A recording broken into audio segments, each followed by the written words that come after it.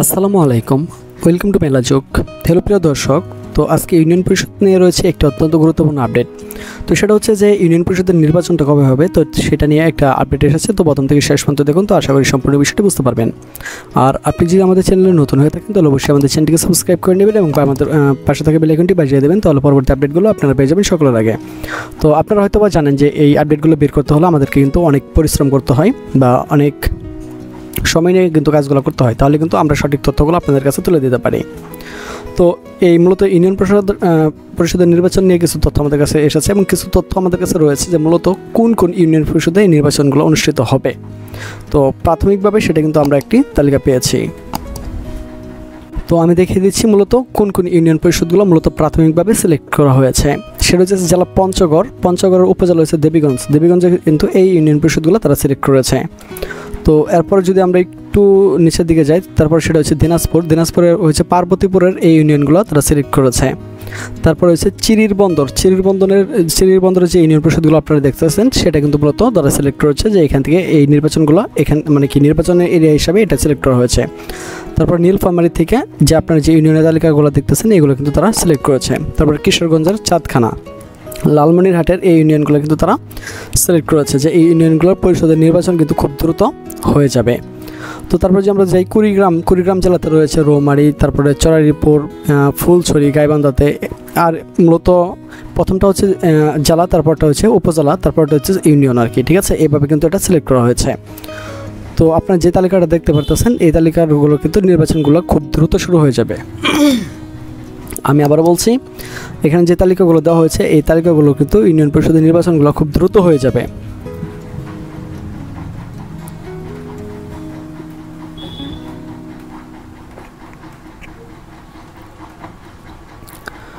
তারপর রয়েছে জেলা চাঁপাইনবাবগঞ্জ, উপজেলা হচ্ছে শেরপুর, শিবগঞ্জ সদর। তো ইউনিয়ন পরিষদের নামগুলো আপনাদের সামনে রয়েছে, সেটা আপনারা দেখতে পারতেছেন।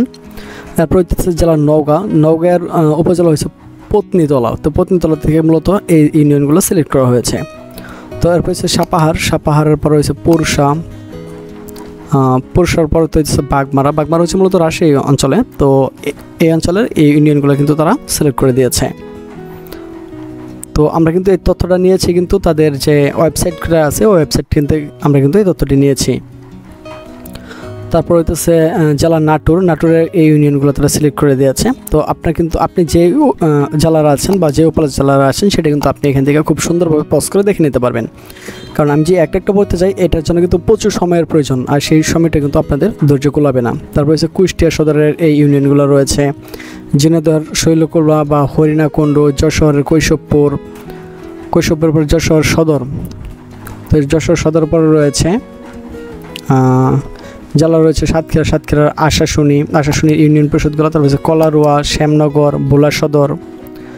পিরোজপুরে রয়েছে বান্ডারিয়া, মঠবাড়িয়া। জামালপুরে রয়েছে দেওয়ানগঞ্জ। তারপরে বকশীগঞ্জ। শেরপুরে রয়েছে ঝিনাইগাতি। ময়মনসিংহের গফরগাঁওয়ের এই ইউনিয়ন পরিষদগুলো। নান্দাইল।